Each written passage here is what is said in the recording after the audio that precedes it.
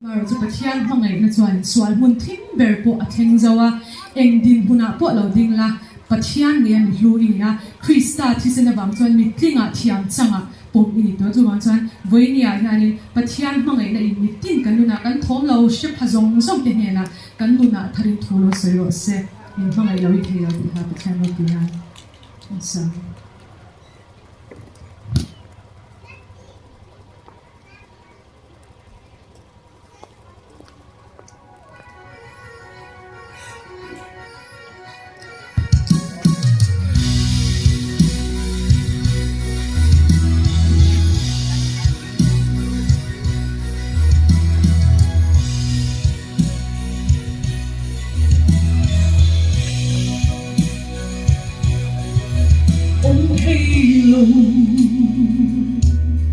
ông lâu là hun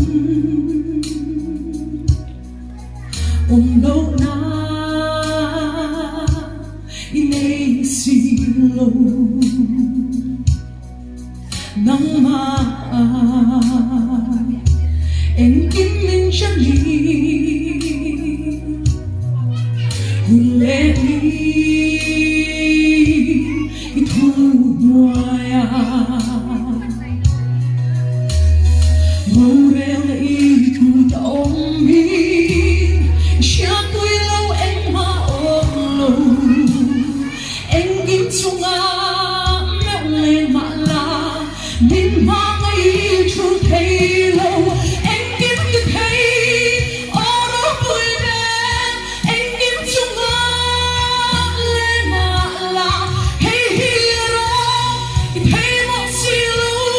min ma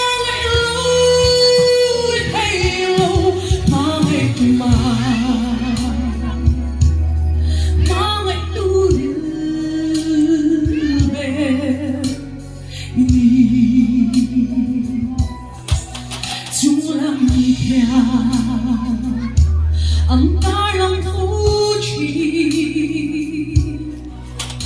Irokui na melozia Nuai lam hian Ang tarang fuji Hem hian Rirokui zia Shimi pena lo san zuale Siang duro puyang tarlan Engin bangin tuang tok mala Tuna kang piase walo Engin yukay oro puy be Engin sunga le mala Hey hero Hey mo silu Min mga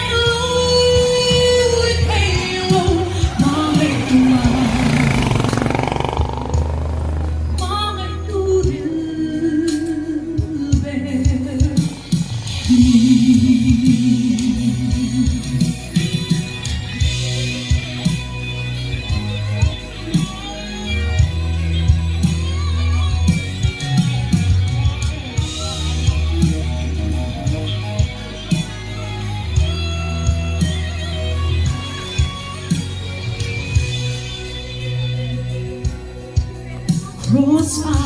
am Long sort of say But not so Then long sort say All Lalpa Come home hian Ring tree